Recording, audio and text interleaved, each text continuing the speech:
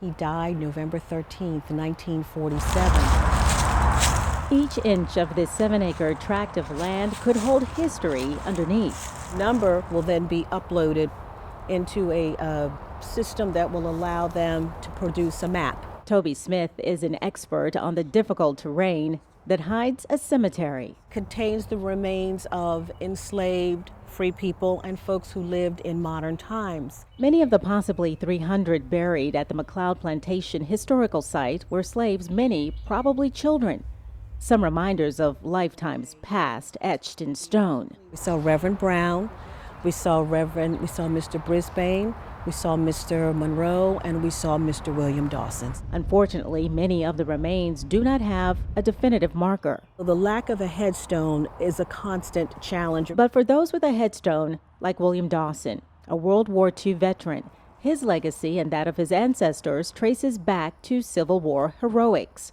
Those heroics were at the plantation by another William. Mr. William Dawson in 1862, in fact it was May of 1862, physically left with 9 others. Dawson brought the group to Union troops at Folly. He later served in the military. With every single step you take, there is a life and a story underneath. Still, much more work remains to uncover those stories, then share them with current generations of loved ones. But it's also emotional. So when we come back here, we try to always frame this conversation in terms of family. Down. Hope is one of the newest members of the North Charleston Police Department. She loves attention. She can't get enough of people. But her partner, Officer Robert Hobart, helping her get adjusted. He started his career in law enforcement in 2015, but Hobart says his interactions with police as a child weren't the best. Because they were always there because of my parents doing the wrong thing. My parents were both drug addicts. My mom was addicted and my dad was addicted. My mom actually passed away because of her addiction in 2013. And then my dad is actually serving double life for murdering people over drugs. Hobart says as he grew up and started having deeper conversations with officers, he realized he wanted to make a better life for himself. And talking to different ones in SROs when I was younger, knowing that they were there trying to make a difference, and then me wanting to do something other than become an addict like my parents and do the right thing. So I think that's kind of what had an impression on me. Great. Good girl. He joined NCPD in 2020. After seeing the success of other therapy dog programs in departments around the country, Hobart wanted to bring a dog to the team. With all the crime that unfortunately we have in the city, I thought that maybe we could try and take a different approach. Hope is on patrol with Hobart and gets to make new friends while out on duty. She's also been a reading buddy for elementary school students and was at the Pepper Hill Ballpark to help kids feel comfortable coming back to the fields. Science has proven that stress is reduced and emotions are reduced whenever you pet a canine. So I was like, well, why don't we try this? Her name serves as a reminder to anyone she meets. I named her Hope. Hold on, pain ends. In that few minutes that you have with her, it makes you feel some relief that the pain and the traumatic incident you're going through is gonna not necessarily end, but you know, it'll make you feel a little bit better right then, at least. If you ask Officer Hobart about his journey, he'd tell you it wasn't easy, and at times it was scary. But he'd also tell you it's hope that got him through it all. If you get signed in, I'll show you what you need to do. Happy 4th. Yeah, happy 4th to you. We know the drill. And then here's a bucket with the activities down here last night. Normally we do a beach cleanup. Oh, thank you.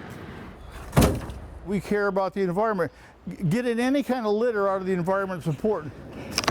Pick these up. And the sad thing is, there's trash cans all along the beach. People need to use them. Like after the fireworks, it's not too hard to find debris. I found these in the dunes. I run here almost every day, and we live about 2 blocks just off of Front Beach here. So yes, we like to keep the beach as clean as possible. I'd say almost 5 pounds. I've always been a fan of pack it in, pack it out. Oh, that would be classified as a like a plastic. It harms the sea turtles. Dig the hole but fill it back up. They also put some size limits on it. There's no smoking ordinance here, but I think people are still enjoying a smoke every now and then out here. The debris will roll up into the dunes and into the front beach area. It's not too bad. Actually, for the size of the crowd, surprisingly, it could be a lot worse.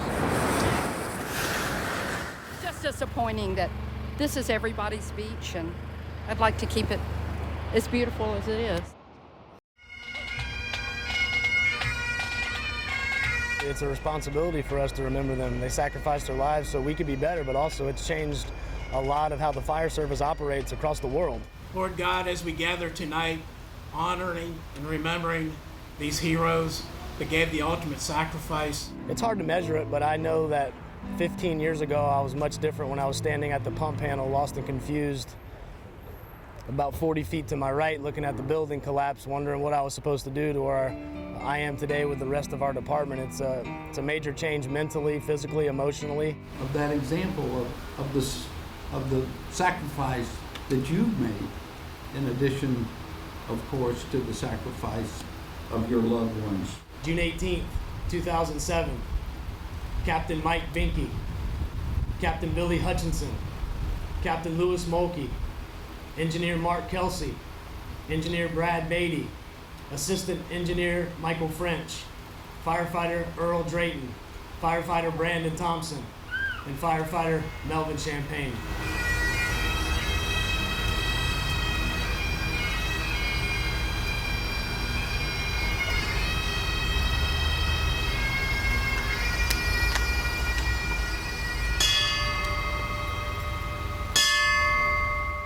The pride in this fire department is incredible, and it's not a boastful thing. It's a pride that's rooted in an acknowledgement of what happened and a resolve that it should never happen again.